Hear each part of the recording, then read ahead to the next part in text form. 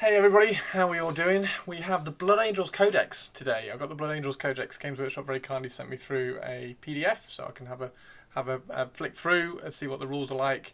Give me my thoughts. Give me my thoughts as well, and try not to get too angry about it. So we're gonna have a look at some of the rules. Well, we're gonna have a look at as many rules as I can, all the rules, and then some of the losses, some of the downsides. Try not to get too kind of down about some of the things. Like straight off the bat, just kind of getting the losses out of the way. Let's get the losses out of the way. So units which aren't in the Codex. So we have a Furioso Dreadnought isn't in the Codex. Librarian Dreadnought isn't in the Codex, which is really sad actually. That's one of the kind of the there's a few iconic things for the Blood Angels. Obviously, the Librarian Dreadnought is one of them. I can see why they've done it because they're trying to slowly pull the firstborn stuff out. I was quite encouraged with 10th edition when they allowed Primaris to go in things like Land Raiders and things, and they're like, okay, so they're kind of embracing the old firstborn Marines a little bit more than they have been. And they were like originally when 8th and 9th came out, they were like, no, Primaris can only go in Primaris transports, and then firstborn can only go in Land Raiders and things. And I thought that was quite good that they weren't trying to segregate it quite as much. So Primaris doesn't even really get mentioned anymore. But the Librarian Dreadnought going away, I don't want to kind of spitball ideas, but they could have had a little accessory sprue that you could buy to turn a Redemptor Dreadnought into a Librarian one, and just do that sarcophagus that goes on the front and turn that into a Librarian looking one. I don't know, but yeah. So the Librarian Dreadnought isn't here. I have a converted Redemptor Librarian Dreadnought which looks really cool, so I won't be able to use that. Gabriel Seth has gone. Brother Kabulo has gone. Tycho and Tycho the Lost have gone. And then the biggest one for me is a Sanguinary Priest with a jump pack that's not in the Codex. So disappeared. Goodbye. Which is sad. The Sanguinary Priest we've got doesn't really look like a Blood Angel either. It would have been cool for him to have the Chalice. And they've got a Death Company Captain and a Death Company Captain with a jump pack, so they could have just put a jump pack on the Sanguinary Priest. Obviously there was a issue with making the sprue larger or something, and anyway they just cut it down and were like, let's just do a Sanguinary Priest. But we do get a Blood Angels Captain. It's cool. I think that is the coolest new model that we've got out of the refresh at the moment, the Blood Angels Captain with all the sculpted armour. The Death Company Captain with jump pack. Sanguinary Priest with jump pack, come on, just it's right there. right there, dead easy to do. And then we do have Death Company Marines, which are now like the Primaris Marines. Like I was saying, they don't really mention Primaris, which is cool. It's just Death Company Marines, and you do have a little bit of war gear manipulation that you can do. You can give one a Inferno pistol and things. We'll get to that later. And a Death Company Dreadnought, which has the Brutalis stuff. So that's like a Brutalis Dreadnought. So it's sort of, if you want your Furioso Dreadnought to sort of live on, you could have I could see myself doing a Death Company Dreadnought, painting it red, counting it as a Furioso, so not a Death Company in the Black Rage style, and just have it as a red one, run it as a Furioso thematically sort of thing, but just use it with this stat line. And then the good thing is that the Bile Predator has survived, which is good. It's the only kind of firstborn thing that has survived, which is good, because that's again is one of those iconic units which is in there. So that's nice. I am curious to see whether you could make a Impulsor chassis with a Bile Predator top. That might look quite cool in terms of going forwards, just kind of bulking it up, making it fit the larger scale of the Marines a little bit more. But that might be something to look forward to. Anyway, the rules. So that's everything out of the way at the top. We'll get to some of the other models as well when we get further down. I don't know how I feel about it. I'm bummed out. It's not great. It wouldn't be as bad if there was something coming in to kind of replace it, or some sort of centerpiece. I mean, there's I think they've just kind of missed the mark on this kind of model range. Anyway, the Sons of Sanguinarius. So the army rules: Sons of Sanguinarius. If an Adeptus Astartes unit has a second faction keyword on its data sheet, that faction keyword is the name of the unit's chapter. For example, Lamates has both Adeptus Astartes and Blood Angels faction keywords, and is therefore a Blood Angels chapter. And you cannot include units from more than one chapter in your armies. Anyway, enough of that. Let's get on to the detachments. Okay, the Liberator Assault Group is the first detachment. I quite like this detachment. I like all the detachments. This is the frustrating thing about the Codex. I like all the detachments. All the rules and everything are good. It's just been let down by a lackluster set of models. So each time a Adeptus Astartes unit from your army is selected to fight, if that unit made a charge move this turn, until the end of the phase, add 1 to the attacks characteristics and add 2 to the strength characteristic of melee weapons equipped by models in that unit. This is really cool. Like, every time you're charging, you're getting +1 attack, you're getting all those frenzied attacks, and you're getting +1 strength as well. So a Death Company Marine, I believe on this one, is 5 attacks at strength 6. If you give him a Power Fist, he's 4 attacks at strength 10 on the charge. It's pretty good. I like it. It's a nice, like I say, it's a nice attachment rule. It's affecting everything in your army, so you can run a mix of assault intercessors, you can run regular intercessors, you can run your you can run your Death Company, you can run your Sanguinary Guard, you can even run your your Bile Predators and get +2 strength on the charge with the Bile Predators. So it's a nice detachment rule. And then if we look at the enhancements as well, there's some really nice enhancements in here as well. So Speed of the Primarch is the first one. Adeptus Astartes model only. Once per battle at the start of the fight phase, the bearer can use this enhancement. If it does until the end of the phase, models in the bearer's unit have fights first. So really nice. It's only once per battle, so this is likely to be one of those uses where you put it on a model, charge that, stick him in a big unit of Death Company or a big unit of Sanguinary Guard or something, charge in, wipe out an enemy unit or wipe out a lot of an enemy unit, and then when the counter charge comes in, you can then pop this, fight first, and then kill everything before they kind of carry on wiping you out. So it's a nice it's a sort of a defensive enhancement. I like it. It's good. It's probably my favourite one of these enhancements. So the next one is a Rage-Fueled Warrior, and again, it's once per battle, and the bearer can then get sustained hits 3. So the bearer's weapon then gets sustained hits 3. And so the first one being a bit more of a defensive, this is definitely an offensive one. So once per battle, you want to throw this on a captain, stick him in a unit of Death Company assault intercessors or something like that. Charge him in, get loads of attacks, and wipe out like big hordes or something. Really useful. I think that one's a good one as well. So again, it's thematic for Blood Angels. It's a nice enhancement, which is really frustrating. But well, it's not frustrating. The rest of it is frustrating. This is really cool. It's really cool that the rules are good. Icon of the Angel, Adeptus Astartes model only. So this is for locking a unit in combat. So anytime a enemy unit wants to fall back, they have to take a desperate escape test, as if their unit was battle shocked. If they're already battle shocked, they take 1 off the desperate escape test. So it's really good for locking down an enemy unit. You can charge in first turn, or you can alpha strike something. You can lock down a particularly tricky enemy unit or something, and then forcing them to fall back forcing them to fall back if they want to kind of go and charge something else. And then Gift of the Foresight. So Adeptus Astartes model only.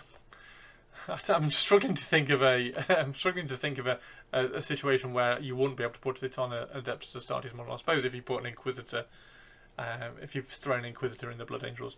So once per battle round, after making a hit a wound or a saving throw for the bearer, you can treat the result as an unmodified roll of a 6, which is actually quite good. And this is once per battle round as well. So if you're charging in with something that's got devastating wounds, you can pop some devastating wounds off once per battle round, guaranteed every time.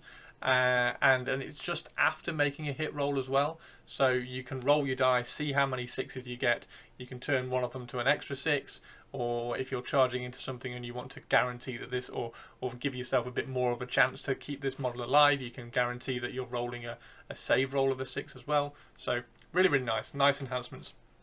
They're good. I like all of them. Speed of the Primarch is probably my favourite. The always fight first on the bearer's unit once per game.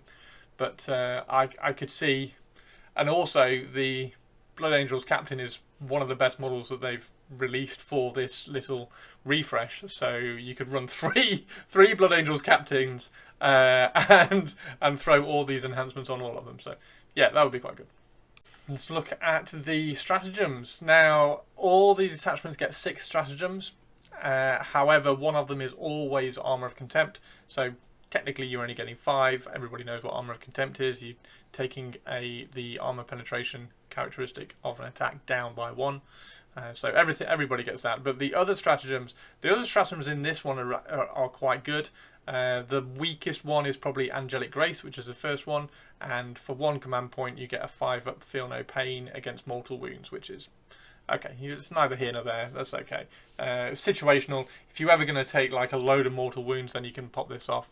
You're never really going to take more than like 3. So what's the point? 1 command point for saving possibly 1 mortal wound. I'd rather spend it on the other ones, which are Savage Echoes. Now, the rest of the stratagems in this detachment have quite a cool little thing in them. So for this one, Savage Echoes, you pick either strength or attacks, and you add 1 to that characteristics, or you can give in to the Red Thirst, at which point you become battle shocked, and then they put in brackets, but the effects of this stratagem still apply to it. Close brackets, because they know that's going to be the first FAQ if they didn't put this one in. It's all right, even though the battle shock, this stratagem still applies.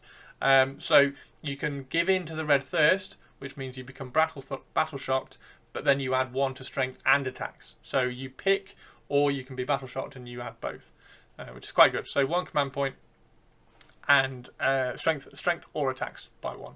And then Red Rampage is 1 command point, lance or lethal hits, or you can be battle shocked and apply both. So again, it's also quite cool. These are, I think you're going to be using these every single turn. Like lance or lethal hits, I'll be battle shocked and charge in with a ton of Death Company with jump packs and just obliterate things with lance and lethal hits. So it's really, really cool. Aggressive Onslaught is the next one. This is a strategic ploy. So for 1 command point, you can advance and then charge, shoot or charge, or you can be give in to the Red Thirst, be battle shocked, and you can advance, shoot, and charge. And then the final one, which is Relentless Assault. I think that last one, the Aggressive Onslaught, I think that's probably the only one out of these 4 where you wouldn't normally choose to be battle shocked and give in to the Red Thirst and get both benefits. I think that one you're more than likely going to be I just want to advance and charge, please, so I'll just take it normally and not be battle shocked. And then Relentless Assault is the last one, which is fall back, shoot or charge, and you can then give in to the Red Thirst and you can fall back, shoot and charge rather than shoot or charge. So yeah, some really, really nice stratagems, really nice enhancements, good detachment rule. I think the Liberator Assault group is going to be like the nice kind of, it's like the detachment which you're going to take if you want to run like a very thematic, fully fleshed out Blood Angels army with some Bile Predators, some Dreadnoughts, Librarian Dreadnought, some Dreadnoughts, some Intercessors kind of providing cover fire, and then some Death Company and some Sanguinary Guard, like a fully rounded Blood Angels army. I think this will work really well with. Yeah, it's good. It's good. The detachment rule is going to apply to everything in the army. I think you get some really good enhancements, and all the stratagems are really, really nice as well. So yeah, spot on. I like this one. It's a really, really nice detachment. The next detachment, and it's a Death Company detachment. The Death Company detachment is really good. It's got a good detachment role. It's got good enhancements. It's got good stratagems. Again, it's just a really good. All the detachments here are really cool. So yeah, the rules are great. So, a noble death in combat is a detachment rule. So each time a Death Company model from your army makes a melee attack, you can re-roll the wound roll of a 1, which is such a tongue twister, if the model's unit is below its starting strength. So if you've lost a model, you're re-rolling a wound roll of a 1. If you're below half strength, you can re-roll the whole wound roll. You can re-roll all failed rolls to wound. Well, it doesn't say failed, so you could re-roll everything and hunt for 6s if you need to. So that's fine. So if you're below starting strength, it's re-rolling 1s, and if it's below half strength, then you're re-rolling everything. And then we get enhancements. So that's just Death Company as well. I just reiterate that. So this is definitely your black field of black marines just charging in like angrily with blood all over their weapons. So the enhancements: Sanguinius' Grace. Oh, Sanguinius. Death Company model only. Once per battle, at the end of the fight phase, if the bearer is within engagement range of 3 or more enemy models, you can fight again.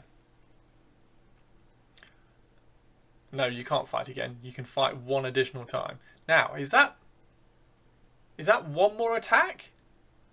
You can fight 1 additional time. That's all the attacks, right? So, a jump pack captain gets 7 attacks. And he gets 5 attacks with a power fist. Or 7 attacks with a chainsword. So if you're in... It's got to be... Yeah, it's not just 1 more attack. You're gonna fight with everything again. So, yeah, that makes sense. Sorry, I was second guessing myself then for a second. So if you're in engagement range of 3 or more enemy models, you can fight twice, which is cool. So 14 attacks with a chainsaw on a captain, or you could have 10 attacks with a power fist at strength 8, which yeah, that's quite cool. I like that enhancement. It's quite good. Blood Shard, so Death Company model only. The first time the bearer is destroyed, roll a d6 on a 2+. You can send him back up again. He only has 3 wounds left, but 2+ resurrect. That'll do. Just like the final Death Frenzy. And the next one is to slay the War Master, so Death Company model only again. And once per battle, at the start of the fight phase, if the bearer is within engagement range of 1 or more enemy character units, you can select one of those character units and roll 6d6. For each 4+, it takes 1 mortal wound. Oh, that's alright. So on average, three mortal wounds for a character unit. Yeah, that's pretty good. So slaying the War Master. Vengeful Onslaught is the final enhancement, so Death Company model only.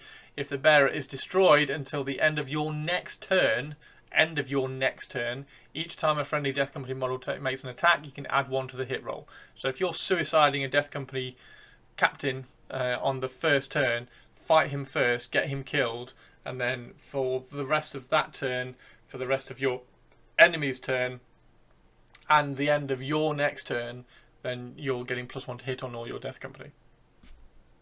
Is it worth the price for a Death Company captain? Maybe. Maybe. You do have to get him killed. I'm guessing if you tell your opponent this, they might not kill him. But, yeah, Vengeful Onslaught, that's not bad. The stratagems are really good, so we've got 5 stratagems and Armour of Contempt. The first stratagem is it's sticky objectives, but you have to die. So you target a Death Company unit from your army that was just destroyed while it was within range of an objective marker that you controlled, and that is then sticky. So even if your opponent is shooting you off an objective, you can spend a command point, you can still hold it. So that's fine. So the next 4 are... So we had the last 4 of the first detachment was all kind of based around the Red Thirst. This one is all based around chaplains. So you're going to want some chaplains in your Death Company army. So first one, you pick a Death Company unit that's just about to get hit in combat and roll a d6 adding 1 to the result if your unit is within 12 inches of a friendly chaplain model, and on a 4+, you can fight on death. So if you're within 12 inches of a chaplain, on a 3+, that unit is fighting on death. So that's quite cool. And Furious Onslaught is the next one. Again, this is something to do with a chaplain as well. So you get to do a pile-in, and you can pile in D3 plus 3 instead of just 3. However, if your unit is within 12 inches of a friendly chaplain model, and or if it's below a starting strength, it can move 6 inches instead.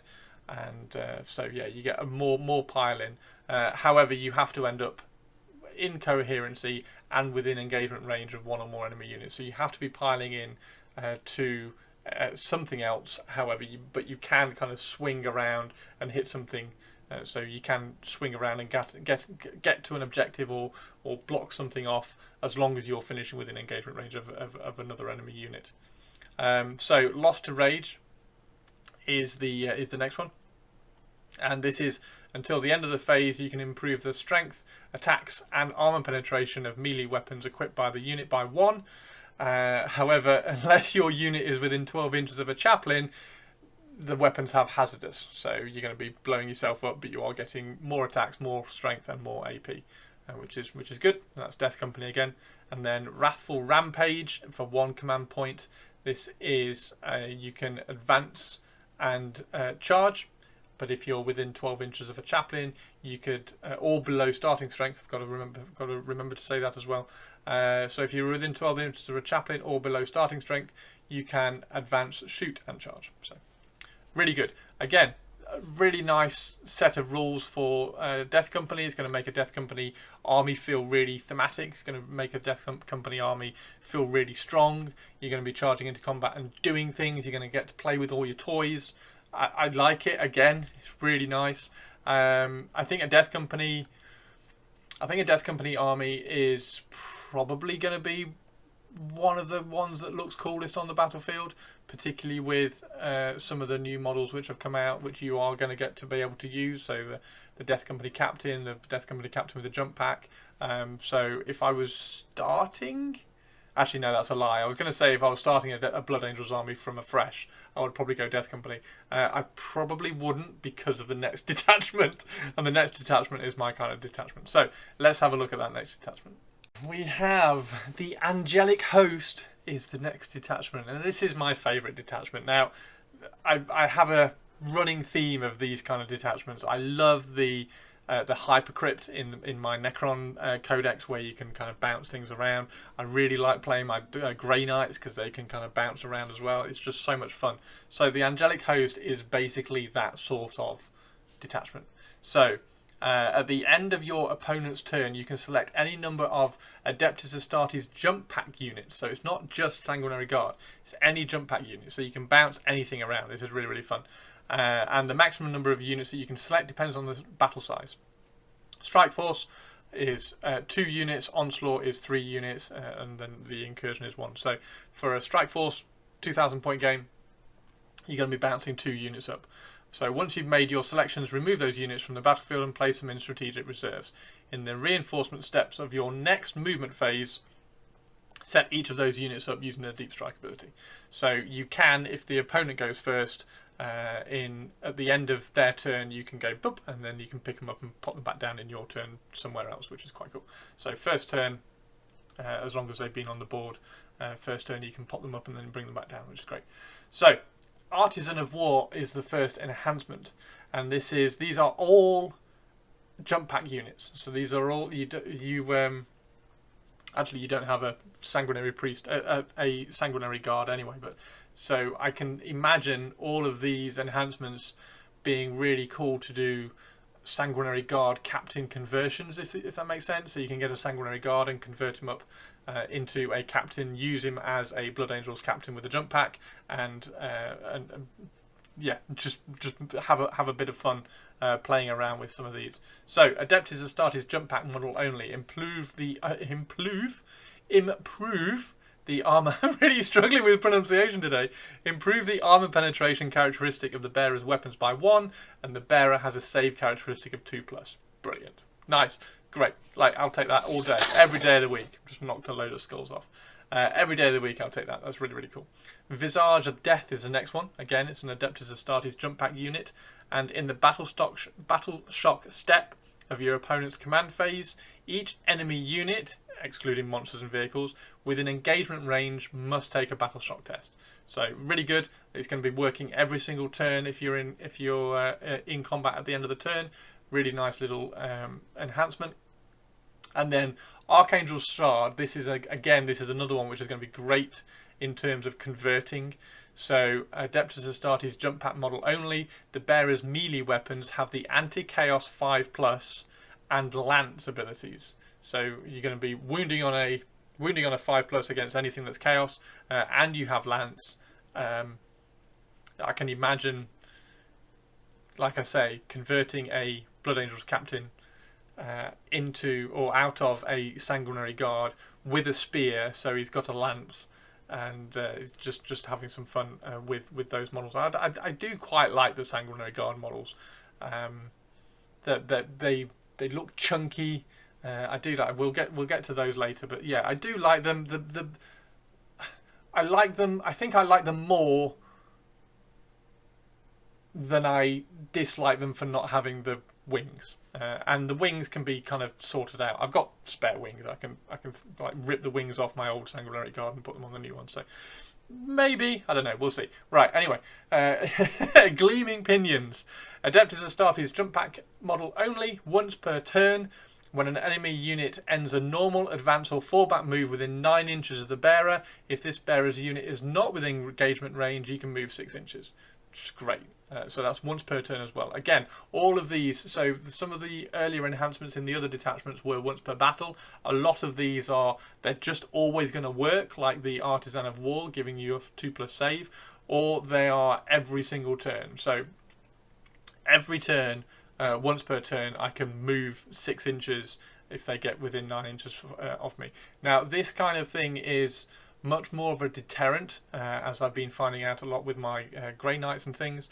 So it's one of those things that you're going to be telling your opponent, if you move within 9 inches, if you move within 9 inches of this unit, I'm going to be able to move 6. So that it's manipulating and controlling where your opponent is going to be able to place their models, because the amount of times that you're going to get to do this is not very many, but it's going to make an impact when you do, but it's making more of an impact because it's keeping your enemy away from you as well, which is good.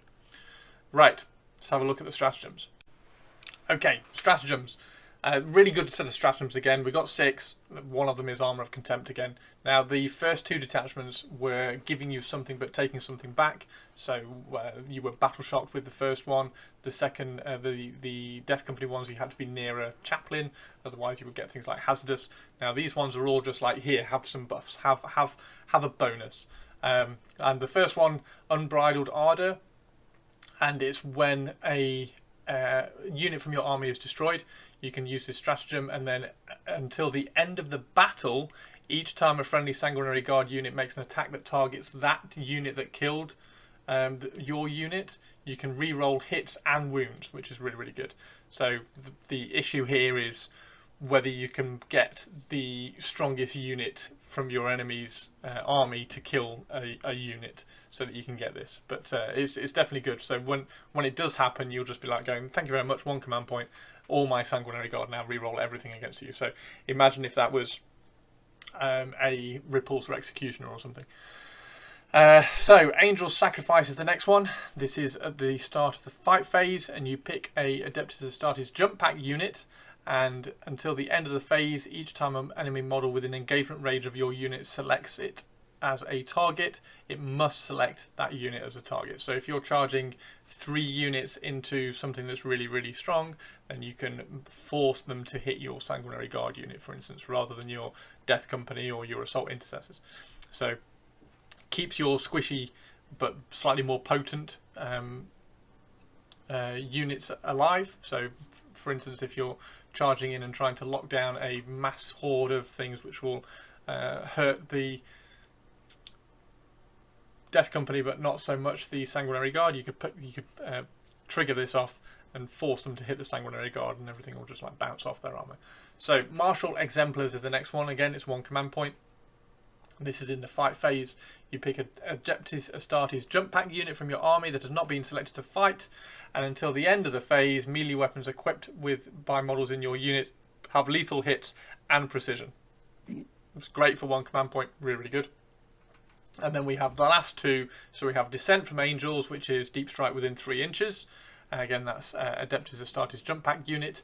And you also have Death from the Skies. They can't charge, but again, so you're using this one a little bit more kind of manipulatively and to score points. So you're going to be dropping down within 3 inches to try to put some pressure on an objective, for instance, or take an objective.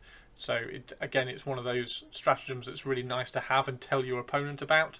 It just forces them to move in different ways to protect themselves from a 3-inch deep strike. So it's one of those things that you always want to be saying, oh, I can drop 3 inches away here. Just make sure that it forces your opponent to be a little bit less offensive, if you like. And then the final one is Death from the Skies. Death from the Skies! And this is in your charge phase. And you pick an Adeptus Astartes unit from your army that advanced or fell back. And you are now able to charge instead. Charge as well.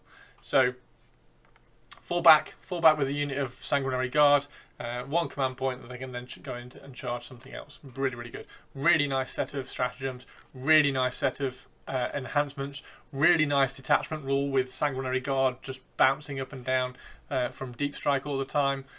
You can do it with the Sanguinor if you really wanted to. If you even want to have that model in your, I mean, you'd have to convert one and make a really, really cool looking Sanguinor, but you could do it with a Sanguinor and then he can come down because he can interrupt. So yeah, really, really nice. Good. Fantastic. Right, let's have a look at some of the data sheets that come with the army. There are some new ones in here, like we were saying, so the Death Company Captain with the jump pack and things like that. Commander Dante. He has a Perdition pistol, which is Melter 2. It is only 1 attack, and it's only a range of 6, so you've got to get within 3 inches. It's a ballistic skill of 2+, strength 9, -4 AP, and then D6.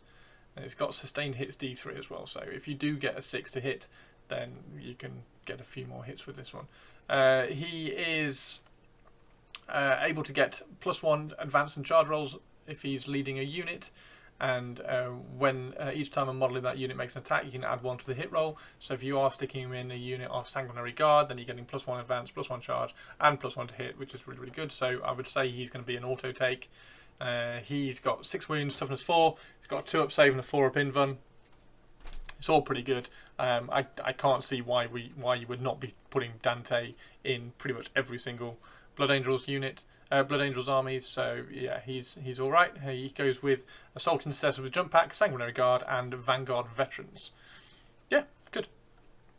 The Sanguinor, however, he has an Encarmine Broadsword. He's got devastating wounds. He has 8 attacks, Strength 6, -3, armor penetration, and damage of 2.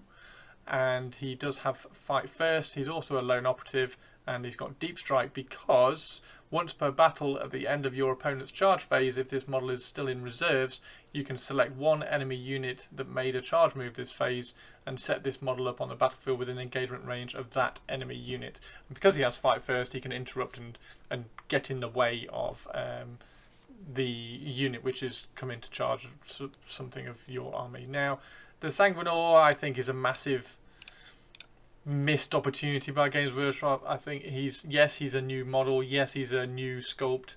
He's just a plastic version of the old Sanguinor. I think it's a missed opportunity to do something slightly larger and a bit more impressive, a bit more of a centerpiece model for the Blood Angels, who don't have a Primarch. We don't have a Lehman Russ or a Gulliman or a Lionel Johnson. We don't have that large centerpiece Primarch model. This would have been really cool to have the angelic mysterious figure of the of Sanguinius manifested in the 41st millennium. It could have been anything. It could have been, if you imagine the that Lumineth Realm Lord's model, which is just like floating armor, and it's got like empty spots. You could have had something like that. You just done like floating armor with bits missing and angelic wings that are like floating out and drifting into the air with the scroll work around it. And yeah, I just think this is a shame. And if you do want to have a Sanguinor, if you do want to put a Sanguinor in your army, I would suggest converting a badass one. The only downside on that is that you've got to try and somehow fit it onto a 40mm base.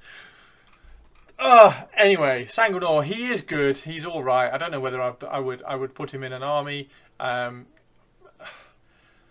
Yeah, he's got fight first. He's got lone operative. You can interrupt. You can come down and interrupt somebody who's charged into something. He's only got 8 attacks. Yeah. Can you make him fight twice? I'm not sure. You might be able to know, because that one was Death Company, wasn't it? So you can't even make him fight twice. He's all right. Anyway, right. Let's move on. Chief Librarian Mephiston. So the Chief Librarian Mephiston, he's got a Feel No Pain 4+. He also fights first, and he's got lone operative. He's got a 2-up save and a 5-up invuln. And a Feel No Pain 4+. So this guy is just not dying. He's got 6 wounds, and he's toughness 5, and his movement 7. He's got the quickening, so he can advance and charge. And while the enemy unit is within 6 inches, each time that unit is selected to fall back, you have to take a leadership test. If you fail your leadership test, you have to remain stationary instead. So you have to stay in combat with him. It's just, sorry, not even in combat, within 6 inches. So this guy is such a force multiplier in terms of manipulating and making it a nightmare for your enemy. He's really, really cool. He has Fury of the Ancients, so it's Witchfire. It's just a pistol, psychic, sustained hits 1. So you can do this in combat. It's got 3 attacks, hitting on a 2, strength 4, -1 armor penetration, and D3 damage. Or you can focus Witchfire it, which is strength 5, -2, D3 damage, and these are 18-inch range. And then the focus Witchfire is also sustained hits 3. So if you do roll a 6, then you're getting 3 hits rather than 1. The focus Witchfire is the hazardous version as well. And then you have a plasma pistol, strength 7 or strength 8 at -2 or -3, damage 1 or -2, depending on whether you overcharge it. And then in melee, he has Vitaris, which is this huge super sword. It's got lethal hits, and it's a psychic weapon as well. 6 attacks, 2s, 9, -3, and D3 damage. So yeah, he's pretty cool. I like him a lot. He can't go in a unit. Am I missing something? He can't lead a unit. He can't lead units, so he's just a lone op. Yeah, he's still cool. He's still cool. Just fly around being a badass. Okay, Astarath. Astarath is one of my favourite new models. I think he does look cool. I've got one of my friends who says he's got a little bit of a problem with some of the arm positions. I can't quite see that, and I'm really picky with like the biomechanic layout of models and how their positioning is. I really like the model. I think he looks really, really cool. He can lead a unit of Death Company Marines with jump packs, which is awesome. And he has an Executioner's Axe, which has got devastating wounds and precision. It's got 6 attacks, hitting on 2s at strength 7, -3 and 2 damage. He's only got 5 wounds and he's only toughness 4, but he does have a 2-up save and a 4-up invuln. And yeah, each time this model's unit makes a charge move until the end of the turn, melee weapons have devastating wounds as well. So he gives his unit devastating wounds. Death Company Marines with devastating wounds with all those attacks is going to be great. And while this model is leading a unit, each time a model is destroyed on a 4+, they fight on death as well. So this guy is nuts. I think the characters in here, apart from the Sanguinor, I think you're going to be putting them in. So yeah, Death Company Marines with jump packs, stick Astarath leading them. It just makes them better. Lamarties, good old Les Martins is here with his ball gag, and so he has an Absolver bolt pistol and the Blood Crozius. He's also able to lead the Death Company with Jump Pack, and while this model is leading a unit, each time an attack is allocated, -1 damage from the attack, obviously down to 1. While this model is leading a unit as well, melee weapons get lethal hits. So he gets -1 damage for the unit, and he gets lethal hits for the unit. He has a Feel No Pain 6+ with a 3+ save and a 4+ invuln. So again, he's got a fair amount of defense. He's only toughness 4 with 4 wounds, but he's not that kind of frontline fighter that's going to be taking that's going to be able to take that many hits coming in. But again, he's a nice force multiplier for that one unit of Death Company Marines that you just want to kind of throw in and make a little bit better. And also he has a chaplain keyword as well, so he's going to be useful for all those stratagems which require you to be near a chaplain, otherwise something happens. So like the I think it was lethal hits, but gives you hazardous, so you're then within 12 inches of Lamartis, you're fine. So yeah, he's good. Okay, so the Blood Angels Captain is the next one. This is the generic Blood Angels Captain.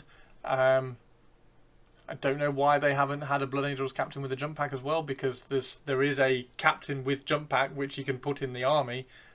So why they haven't written a Blood Angels Captain with a jump pack, I just don't know. Games Workshop. So you can do a Space Marine Captain with a jump pack, but the Blood Angels Captain himself has Finest Hour as one of his abilities. Once per battle at the start of the fight phase, you can add 3 to the attack characteristics of his weapons, and they also have devastating wounds. So, for instance, Power Fist is Strength 8 at -2 and 2 damage, hits on a 2, which is good, and that has 5 attacks. So you can push that up to 8 attacks if you want to.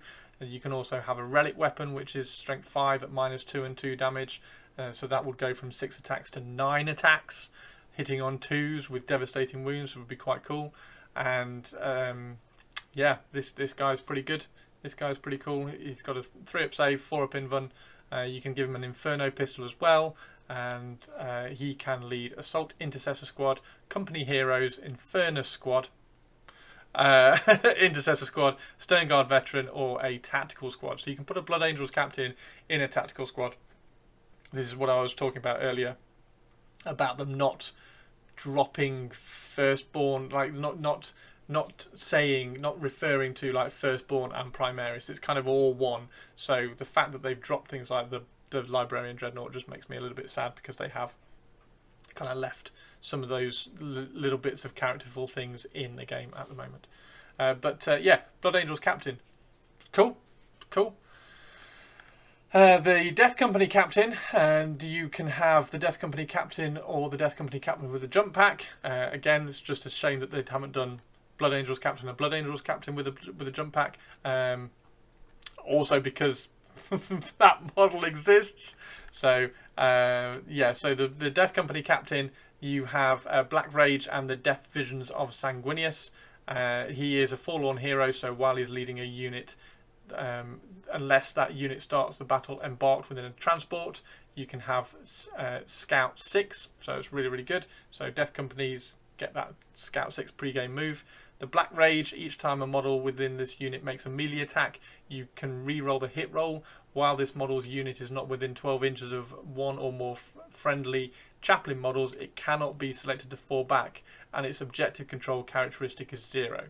So you have to have some chaplains near this unit. Each time this model makes a melee attack, you can reroll the hit roll, while this model's unit is not within 12 inches of one or more friendly chaplains. So if you have a Death Company Captain leading a unit of Death Company Marines, there has to be a chaplain nearby, otherwise they don't have any objective control. And then Death Visions of Sanguinius, if this model is destroyed after the attacking unit has finished making its attacks, you can roll a 1d6, adding 2 to the result if the attacking unit contains the Warlord.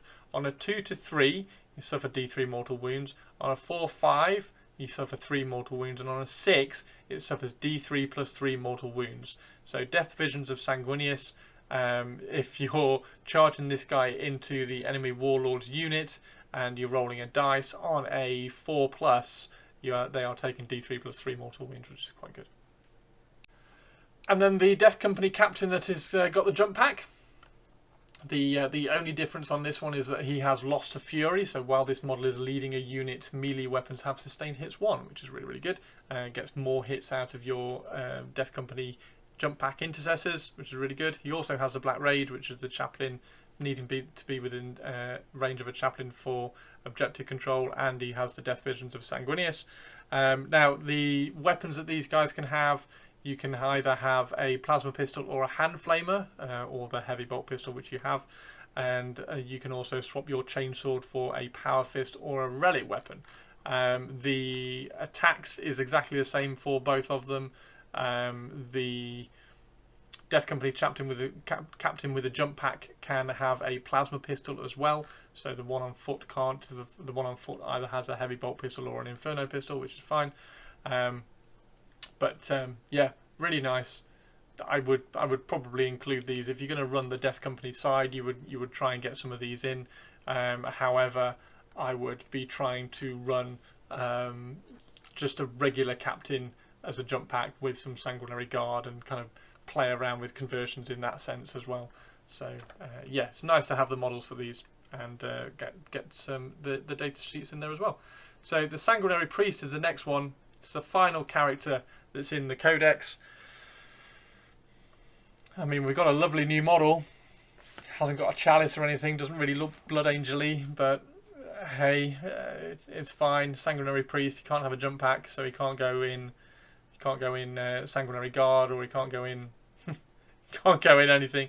He can lead Assault Intercessors, Desolation Squad, Devastator Squad, Hellblaster Squad, Inferno Squad, Intercessor Squad, Tactical Squad, and Stern Guard Veteran, and he can put him in even if there's a Captain, Chapter Master, or Lieutenant in the unit already. So Sanguinary Priest gives the unit Feel No Pain 5+, and while the model is leading a unit, they improve the armor penetration of melee weapons by 1. Great. Yeah. I had a really nice Sanguinary Priest converted. He looks awesome. I've done a really, really nice one, but yeah, he's got an Astartes chainsaw. It's not even a sanguinary Priest Eviscerator or anything. Anyway, right, let's get on to the Sanguinary Guard, because I do like the Sanguinary Guard. Okay, Sanguinary Guard. New models are out. I like them. They're okay. Like I was saying earlier, I think I like them more than I am disappointed that the wings aren't on there. I have some Sanguinary Guard, so I could quite easily just snap the wings off and just glue them on. Mine are converted out of Blade Guard Veterans, so I have my Sanguinary Guard for my Blood Angels, or my Dark Pharaons as they are Blade Guard Veterans with the Sanguinary Guard wings on. So I think I've got 15 wings that I can just snap off and just place them on these just to see what they look like. I think they'd still look really cool with the wings on, so I'll probably do it. But yeah, Sanguinary Guard. They have an Angelus bolt gun. One of them can have an Inferno pistol. Okay. They have an Encarmine blade or an Encarmine spear, and all the models in the unit can have one or the other, so you can swap them around freely. The spear's quite good. I do quite like the spear. They're hitting on a 3. If you have Dante in there, they're going to be hitting on a 2. They get 3 attacks, strength 6, -2, and 2 damage on the spear. But you do get lance, so you're getting the +1 to wound. And then the Encarmine blade is 4 attacks at strength 6, -3. So the kind of the trade-off between these two is you're getting slightly more armor penetration on the blade versus the spear, and it's also damage 2. Each time a melee attack targets a unit, though, they are subtracting 1 from the hit roll, so they're always -1 to hit because they have the angelic visage, and then they have the heirs of what is that? Azkalon. Who's Azkalon?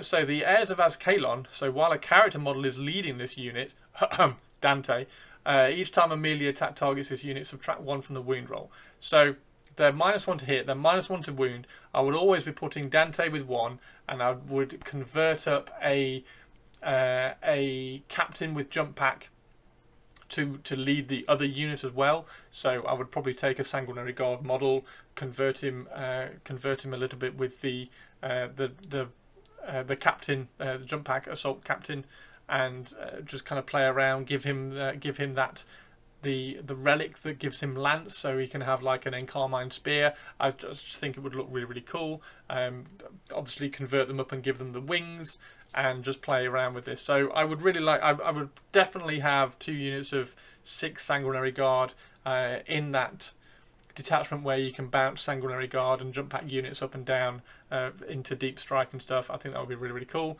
If you have a banner in the unit, then you're having +1 objective control as well. So they are then objective control 2, which is great. Yeah, I think they're good. I think they're good. Yeah, the attaching a unit. So if a captain model from your army with the leader ability can be attached to an assault intercessor with jump pack unit, it can be attached to this unit instead. So the normal Space Marine captain with a jump pack that can go with the assault intercessor with jump packs can also go with this Sanguinary Guard. So that's where the conversion comes in, and play around with like a Sanguinary Guard captain and play around with that. I do need to do a video, and I will get round to this.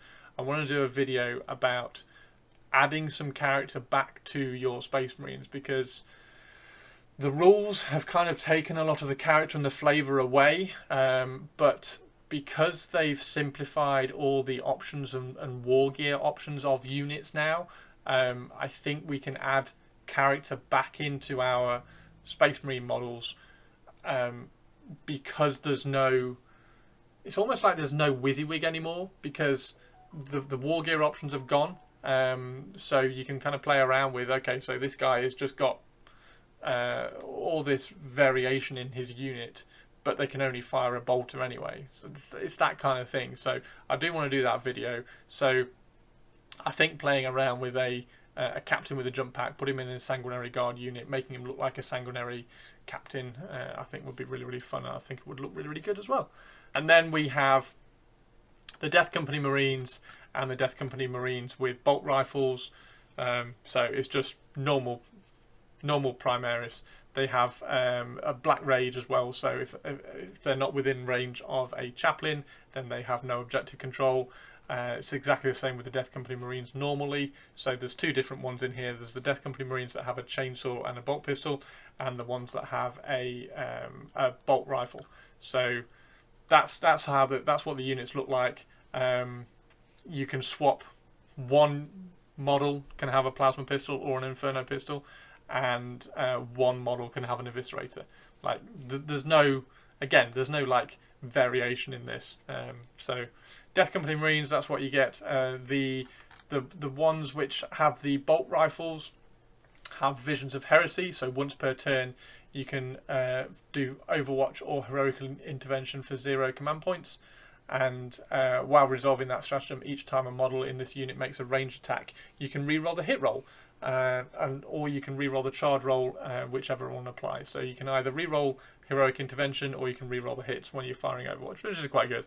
And then the Death Company Marines with the chainsaw and the bolt pistols, they get, each time you make an attack, that attack has sustained hits 1 if it's below starting strength.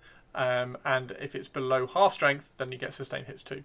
So as long as you've lost something from the unit, then you get sustained hits, which is, I mean, that's all right. 5. So if you're running 5 Space Marines, if you're running this as a unit of 5 Death Company Marines, if you're down to 4, then the final 4 get sustained hits 1. If you're down to 2, then that final 2 Marines get sustained hits 2, which is 8 attacks with sustained hits 2. It's a nice little thing, but it's fine. And then the Death Company Marines with jump packs just get Savage Fury, which is reroll charge rolls. And again, you can you can swap. One model can have a plasma pistol, one model can have an eviscerator, and for every 5 models in the unit, one model's heavy bolt pistol and chainsword can be replaced with a hand flamer and a chainsword, a hand flamer and a power fist, a hand flamer and a power weapon, a heavy bolter and a power fist, a heavy bolter and a power weapon, an inferno pistol and a chainsword, an inferno pistol and a power fist, an inferno pistol and a power weapon, a plasma pistol and a chainsword, a plasma pistol and a power fist, or a plasma pistol and a power weapon. So yeah, you can have a hand flamer. You can have a hand flamer, a inferno pistol, or a plasma pistol. There we go. So yeah. And then they've also got the Black Rage, so you have to be within a chaplain, otherwise they haven't got any objective control. And then the final one that we're going to look at is the Death Company Dreadnought, which is basically it's the Brutalis Dreadnought, so it has that kind of rule set. The Blood Talons and the Blood Fists, so you can have either of those. You can either strike or sweep with the Blood Talons, so either 6 or 10 attacks. If you're striking with 6 attacks, you are strength 12, -2 and 3 damage. And if you are sweeping, you get 10 attacks at strength 7 with 1 damage. And this also doesn't have any objective control unless you're near a chaplain, so you can already see with Death Company you're going to need chaplains everywhere. However, you are driven by fury. In your opponent's shooting phase, each time an enemy unit has shot, this model was hit by 1 or more of those attacks, it can make a driven by fury move. To do so, roll 1d6 and add 2 to the roll. This model moves a number of inches equal to that result, but it must finish as close as possible to the closest enemy unit, excluding aircraft. A model cannot make a driven by fury rule if it is battle shocked or within engagement range with 1 or more enemy units, and can only make 1 driven by fury move per phase, which is a bit of a shame. I would have loved it if it could just make loads of them. So it's Deadly Demise D3, and it's also got Feel No Pain 6+. There we go. Death Company Dreadnought. So you do get a bit of Death Company Dreadnought. If I wanted a Furioso Dreadnought, I'd probably get a Death Company Dreadnought. Oh, well, I'd probably get a Brutalis Dreadnought, paint it red, and then use it as a Death Company Dreadnought in a red. I was going to say red wing, but like a red swarm of Blood Angels. The only downside is that you have to be within a range of a chaplain to get any sort of objective control, but don't charge it onto an objective, use it as a Furioso. Yeah, there we go. So the final one is a Bile Predator. So the Bile Predator gets to reroll advanced rolls. It has Bile Flamestorm Cannon or a Twin Assault Cannon. The Flamestorm Cannon is d6 plus 3 shots, strength 6 -2 and 2 damage. And the Twin Assault Cannon is 6 shots at strength 6, no armor penetration, and 1 damage. So it can also have a Heavy Flamer on the sponsons, Heavy Bolter on the sponsons, or it can have a Hunter Killer missile, and it can have a Storm Bolter as well. So it's the classic Predator chassis of just all the cool weapons all over it. And I kind of wish that the new Primaris tanks, like the Impulsor and everything, had these sort of Space Marine weapons rather than Icarus rocket pods and stuff. So yeah, Bile Predator is still here, still looks cool, still take 1, and if you're going to run that first detachment, then you can have a couple of these kind of giving you a little bit of fire support as you're charging in over the top with your Sanguinary Guard. So yeah, nice.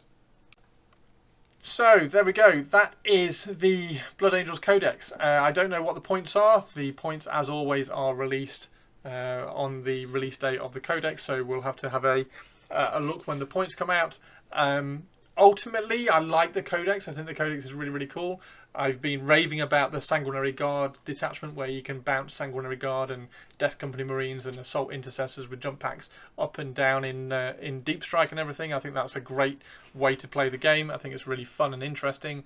I like the Death Company detachment. I really like the first detachment, where you're just being like a red army, just the Blood Angels as a whole, without the specialist troops in there. I think it's a good codex. I'm just disappointed with some of the models. I think that's just the fairest way to say it. I love converting, so if I was to do a few more Blood Angels, I think I would kind of play around with a bit of sculpting. Whether I could get some kind of abs and chest in on some of the Space Marines, I don't know, but I think I would have a go at being a little bit more creative as a Blood Angel, a space vampire. Be a bit more creative. Try my hand at sculpting and get some abs on some of the basic Space Marines. Maybe play around with some of the captains. Definitely want to convert a sanguinary captain, if you like, to lead another unit of Sanguinary Guard. I think that would look really, really good. So yeah, I think the Codex is good. I think it gives you a nice license to play around with some conversions, which is a good thing that a Codex can do. Have a look at the Space Marine Codex and pull some of those units over that you can use and convert them up and make them look a bit more Blood Angel-y. And I do like the accessory sprue. I think the accessory sprue, the heads look really good, so I would probably play around with using lots of the bear heads on the army as well, and replace the as you can see here, I like painting faces and heads, so just kind of use all the faces and head you can. Replace the kind of dull looking now Primaris helmet. I don't like it, so try and get some Mark 7s in there, and yeah, play around with it. I think it's all right. I'm just sad that some of the things have gone. Furioso Dreadnought, I think they could have quite easily done a Furioso Dreadnought as a Brutalis Dreadnought and just use the Brutalis rules. I mean, you can still do that if you want to, and paint it up as a Furioso Dreadnought. I just think they could have had that quite easily, had that datasheet in there as a Furioso Dreadnought. Go and find the Brutalis Dreadnought, but you can use these rules, and it's a Furioso one. So I think ultimately, with the Blood Angels, I think there's lots of missed opportunities. The Sanguinor is a missed opportunity. I think not having the Furioso in there is a missed opportunity. Not having the Librarian Dreadnought in there, I think, is a missed opportunity. Or you could have quite easily just released a accessory sprue that went on the Redemptor Dreadnought. I hate the Redemptor Dreadnought. I've done lots of conversions making it look more like the box Dreadnought and getting the proportions a bit more right.